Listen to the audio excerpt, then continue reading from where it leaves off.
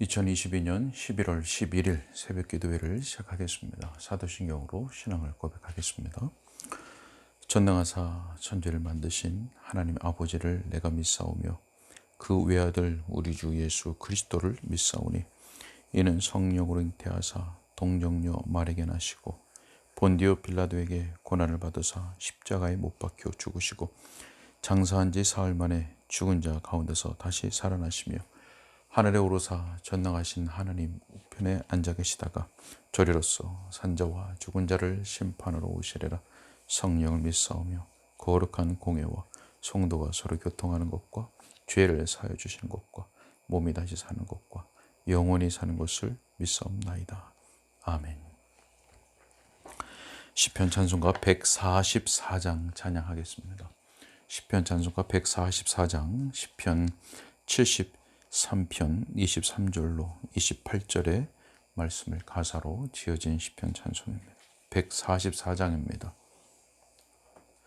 내가 항상 주와 함께 동행하올 때에 주님께서 내 오른손 붙드셨나이다.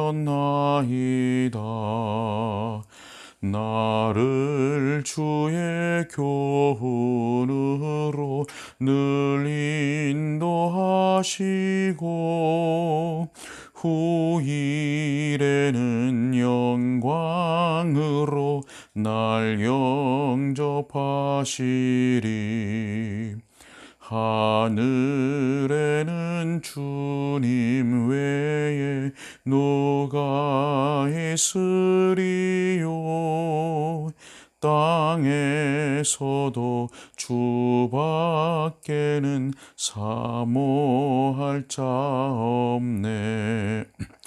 내 육체와 내 마음은 쇠잔할지라도 하나님은 내 마음의 반석이 되신다.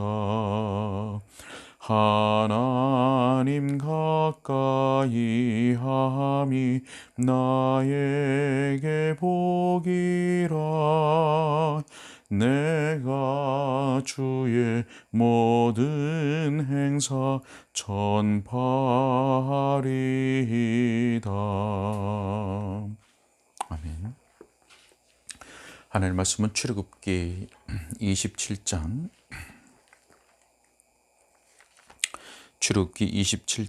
9절부터 19절까지의 말씀입니다. 출애굽기 27장 9절부터 19절까지 9절부터 19절까지 말씀을 제가 봉독하겠습니다. 너는 성막의 뜰을 만들지니 남쪽을 향하여 뜰 남쪽에 너비가 100규빗의 세마포 휘장을 쳐서 그 한쪽을 당하게 할지니 그 기둥이 수물이며 그 받침 수물은 노수로 하고 그 기둥의 갈고리와 가름대는 은으로 할지며 그 북쪽에도 너비가 100규빗의 포장을 치되 그 기둥이 수물이며 그 기둥의 받침 수물은 노수로 하고 그 기둥의 갈고리와 가름대는 은으로 할지며 뜰의 옆 곧 서쪽에 너비 50규빗의 포장을 치되 그 기둥이 열이요 받침이 열이며 동쪽을 향하여 뜰 동쪽의 너비도 50규빗이 들치며 문 이쪽을 위하여 포장이 15규빗이며 그 기둥이 셋이요 받침이 셋이요 문 저쪽을 위하여도 포장이 15규빗이며 그 기둥이 셋이요 받침이 셋이며 뜰 문을 위하여서는 청색, 자색, 홍색 실과 가늘게 꼰 배실로 수 놓아 짠 20규빗의 휘장이 있게 할지니 그 기둥이 넷이요 받침이 넷이며 뜰 주위 모든 기둥의 가름대와 갈고리는 은이요 그 받침은 노시며 뜰의 길이는 100규빗이요 너비는 50규빗이요 세마포 휘장의 높이는 5규빗이요 그 받침은 노시며 성막에서 쓰는 모든 기구와 그 말뚝과 뜰의 포장 말뚝을 다 노수로 할지니라. 아멘. 하나님 앞에 나아가고자 하는 이스라엘 백성들은 처음에 성막들로 들어왔습니다. 성막들. 이후에 이따가 우리가 보겠지만은 동쪽에 있는 문을 통해서 성막들로 들어서게 되면 번제단과 물두멍을 만나게 되었던 것입니다. 성소와 지성소를 둘러싸고 있는 이 성막들의 전체 길이는 100규빗이라고 했습니다.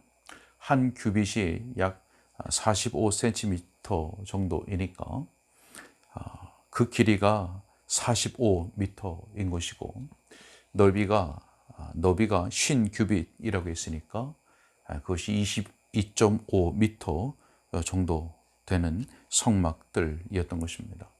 자, 그리고 이 성막들의 둘레는 높이 2.25m의 하얀 세마포로 둘러져 있었습니다. 이 성막 둘레가 하얀 세마포로 되어 있었다는 것입니다.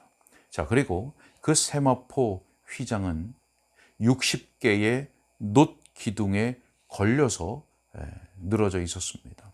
놋 기둥에 걸쳐서 쳐져 있었다는 겁니다. 자, 그리고 그 놋 기둥들은 60개의 놋 받침, 놋으로 된 받침 위에 놓여져 있었습니다. 자, 바로 이 울타리 안쪽의 공간을 우리가 성경은 성막의 뜰이라 부르고 있는 것입니다. 자, 오늘은 본문 말씀에 따라서 이 성막들의 울타리와 문이, 특히 이 울타리와 문이 가리키는 바가 무엇인지, 그리고 그것이 의미하는 바가 무엇인지를 우리가 함께 생각하면서 복음의 진리를 깨닫고 함께 기도하기를 원하는 것입니다. 자, 먼저 우리가 울타리부터 생각해 보려고 합니다. 울타리. 여러분, 앞서서 말씀드린 것처럼 이 성막들의 울타리는 세마포로 쳐진 울타리였습니다. 하얀 세마포로 쳐진 울타리. 여러분, 하나님께서 왜 세마포로 울타리를 만들려고 했을까? 세마포가 걸려진, 세마포가 쳐진 울타리를 만들려고 하셨을까? 자, 여러분, 먼저 하얀 세마포가 무엇을 의미하는지를 알아야 되겠죠. 여러분, 이 하얀 세마포는 하나님의 완전한 의를 상징합니다. 하나님의 완전한 의. 여러분, 하나님은 완전히 거룩하시고 완전히 의로우신 분이십니다. 그래서 죄인인 인간은 그 완전히 거룩하시고 완전하신 의를 가지신 그 하나님 앞으로 나아갈 수가 없습니다.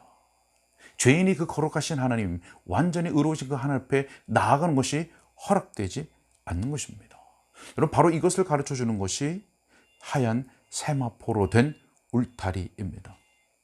여러분, 그래서 이 성막들의 둘레는 하나님의 완전한 의에 둘러싸여져 있다라는 것입니다.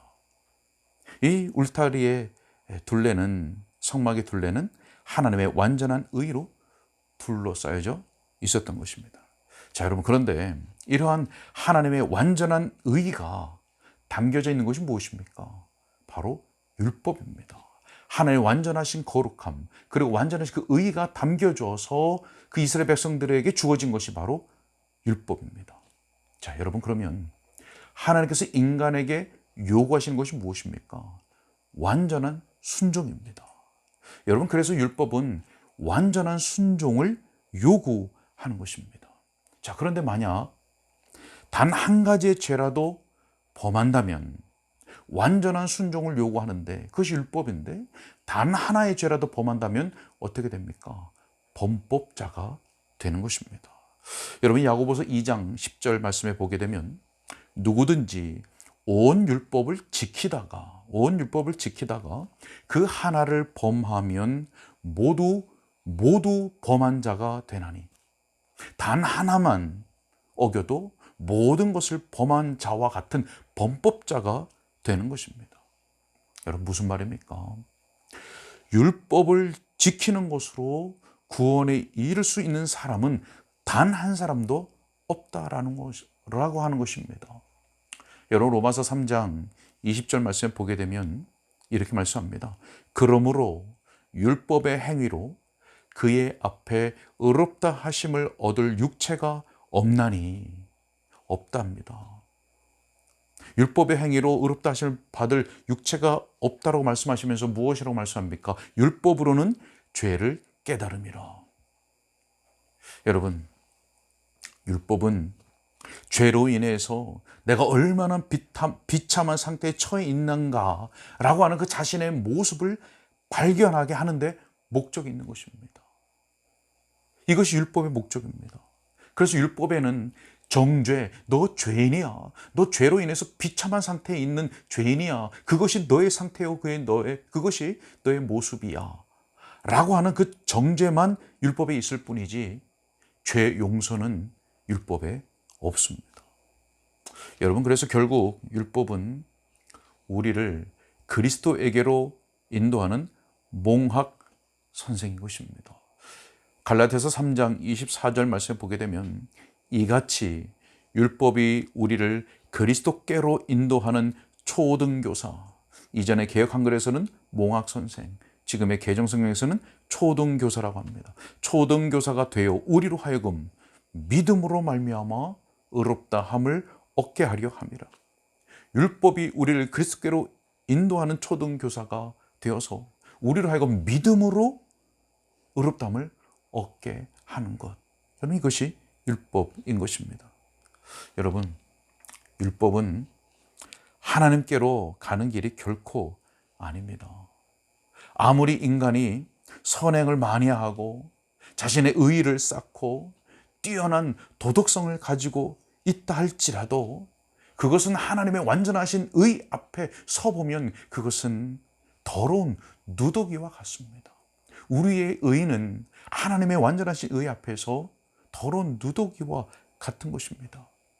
죄의 문제를 해결하지 않고서는, 그 죄의 문제를 해결하지 않는 한 율법은 죄인이 하나님께로 가는 그 길을 막아서고 있는 것입니다.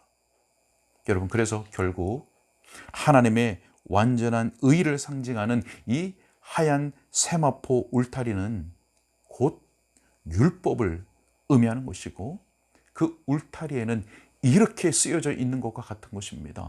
접근 금지. 접근 금지. 자, 여러분, 그런데 이런 질문이 생길 수가 있죠. 목사님, 그러면 그 울타리 넘어가면 되지 않을까요? 뛰어넘어가면 되지 않을까요? 아니면 그 밑으로 가든지, 그것도 아니면 뚫고 가든지, 어쨌든 가면 되는 거 아닙니까? 이렇게 질문할 수가 있겠죠. 자, 여러분, 우선 그 세마포 울타리 높이가 2.25m였습니다. 뛰어넘기에는 상당히 높은 높이죠. 자, 그뿐만이 아니라 이 세마포 울타리의 기둥과 받침이 무엇으로 되어 있는지 우리는 주목해야 됩니다. 무엇으로 되어 있다고 말씀합니까? 바로 놋으로 되어 있었습니다. 놋.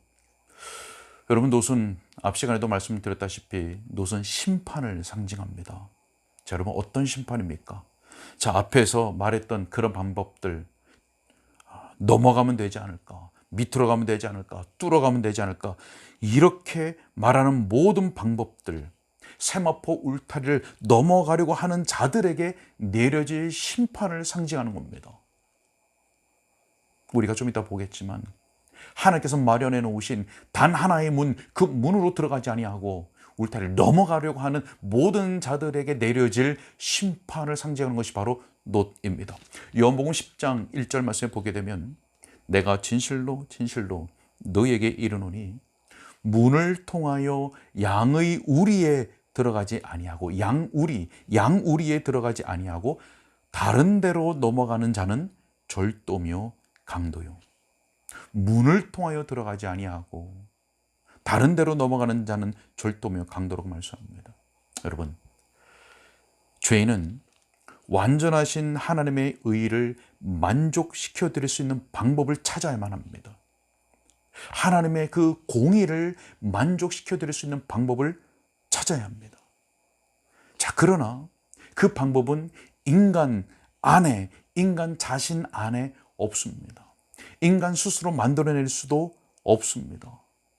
하나님은 바로 그것을 예수 그리스도 안에 마련해 놓으셨습니다. 로마서 10장 4절 말씀에 보게 되면 그리스도는 모든 믿는 자에게 의를 이루기 위하여 율법의 마침이 되시느니라. 여러분, 예수 그리스도께서 율법의 마침, 율법의 모든 요구를 완성하신, 이루신, 그래서 의를 이루셔서 우리에게 전가해 주시는 분, 바로 예수 그리스도이신 것입니다. 여러분, 이것에 대하여 우리에게 가르쳐 주는 것이 바로 성막들의 문입니다.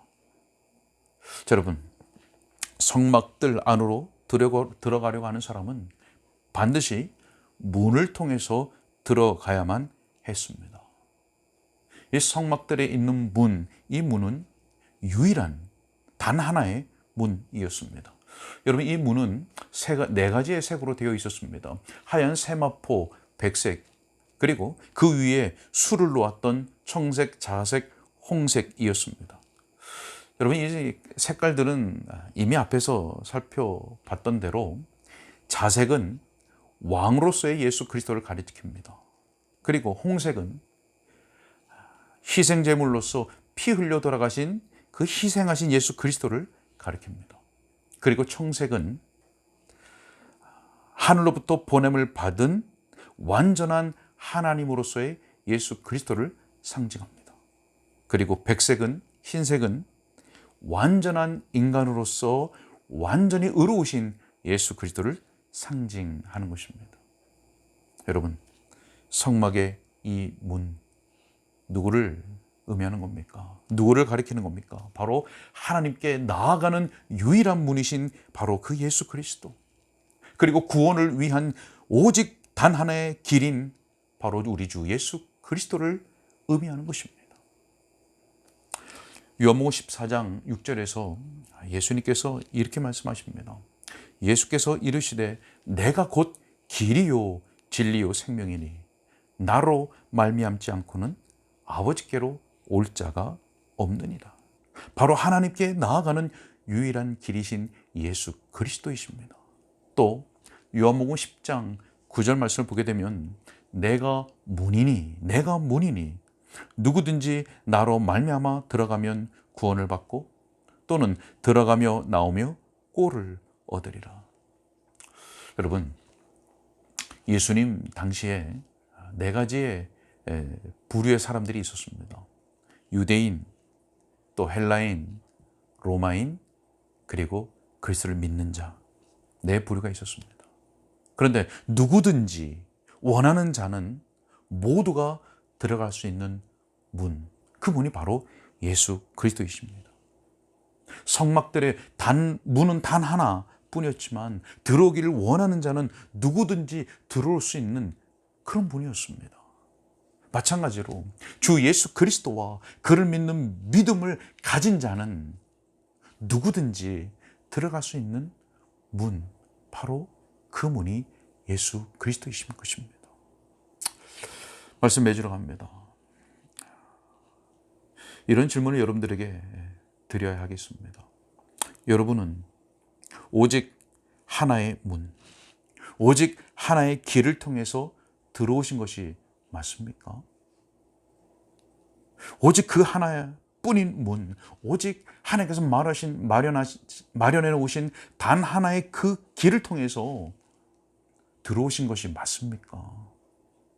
넘어서 들어오거나 지름길로, 샛길로, 많은 사람들이 간다고 그 길로 들어가지는 않았습니까? 그리고 또 한 가지 질문, 오늘도 이 길로 걸어가고 있으십니까? 여러분, 사탄은 우리에게 너무나 많은 길이 있다고 우리를 유혹하고 미혹합니다. 보라고, 우리 보기에 넓은 길이 아니겠냐고. 그러나 그 길은 필히 멸망의 길입니다. 보라고 많은 사람이 가지 않냐고. 보라고 얼마나 화려한 길이냐고. 얼마나 쉽게 갈 수 있는 길이냐고, 얼마나 빨리 갈 수 있는 길이냐고 우리를 미혹하고 유혹하지만 그 길은 필히 멸망의 길인 것입니다.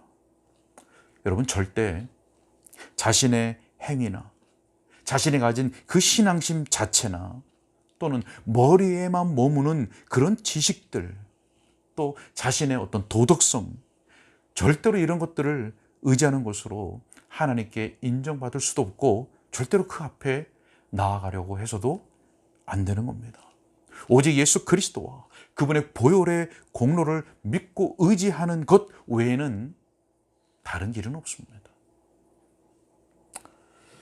사랑하는 여러분, 날마다 이것을 기억하면서 이 진리의 복음을 기억하면서 겸비한 심령으로 하나님 앞에 엎드리고 그 겸비한 심령으로 이 복음의 진리를 기억하면서 우리가 행해야 할 모든 일들을 마땅히 행하며 그리고 그 하나님의 은혜의 풍성함을 누리며 살아가는 모든 복된 우리 은가람 교육교회 성도들 다 될 수 있기를 주님의 이름으로 축원합니다. 기도하겠습니다. 하나님 감사합니다. 오늘도 귀하고 복된 하나님의 말씀을 통해서 복음의 진리의 말씀을 듣고 깨달으며 기도할 수 있게 하신 것을 감사합니다. 하나님, 울타리에는 단 하나의 문밖에 없었고 그 문을 통하지 아니하고 그 세마포 울타리를 넘어가는 것은 허락되지 않았습니다. 하나님, 그 울타리 문은 하나님의 완전하신 의요, 공의이며 율법이었습니다. 그것으로는 결코 하나님께 나아갈 수 없고 구원에 이를 수가 없으며 하나님과 화목될 수가 없습니다. 오직 하나님께서 마련해 놓으신 한 의, 바로 예수 그리스도와 그 보혈의 공로를 믿고 의지함으로 나아가는 것, 그 방법 밖에는 없다는 것을 다시 한번 우리에게 깨닫게 하십니다. 하나님, 이런 복음의 진리는 처음 예수 그리스도를 믿고 붙들 때 그때만 필요한 것이 아니라 이 땅의 광야에 같은 삶을 살아가는 신자의 삶의 모든 여정 가운데 필요한 것인 줄로 믿습니다. 하나님, 우리가 신앙생활 하다 보면 그리고 무엇을 행하다 보면 이 땅을 살아가다 보면 이런 진리의 복음을 잊어버리고 그저 무의식적으로 그리고 습관적으로 신앙의 생활을 하고 또 우리에게 당한 삶을 살아가고 있는 나 자신을 발견하게 됩니다. 하나님, 믿음으로 믿음에 이르는 이 원리를 우리가 다시 한번 붙들고 오늘도 그 은혜의 보좌 앞에 나아가되 우리의 행위, 우리의 신앙심, 우리의 어떤 도덕성, 우리의 의, 그런 누더기와 같은 그런 잘못된 의를 가지고 결코 하나님께 받아들여질 수 없는 그 누더기 같은 의를 가지고 나갈 생각을 추호도 갖지 말고 깨끗하게 버리고 오직 우리의 유일한 의시고 완전한 의신 예수 그리스도의 그 보혈의 공로를 붙잡고 하나님 앞에 나아갈 수 있도록 그 겸비한 심령으로 나아가고 그 겸비한 심령으로 은혜의 소중함을 깨달아 그 은혜의 소중함을 알아 그 은혜를 구하는, 그래서 그 은혜의 풍성함을 맛보고 경험하고 누리는 복된 신자의 삶을 오늘도 살아갈 수 있도록 그리고 우리의 평생에 살아갈 수 있도록 주님 도와주시고 은혜를 베풀어 주옵소서. 모든 것을 주님께 의탁하옵고 우리 주 예수 그리스도의 이름으로 기도하옵나이다. 아멘.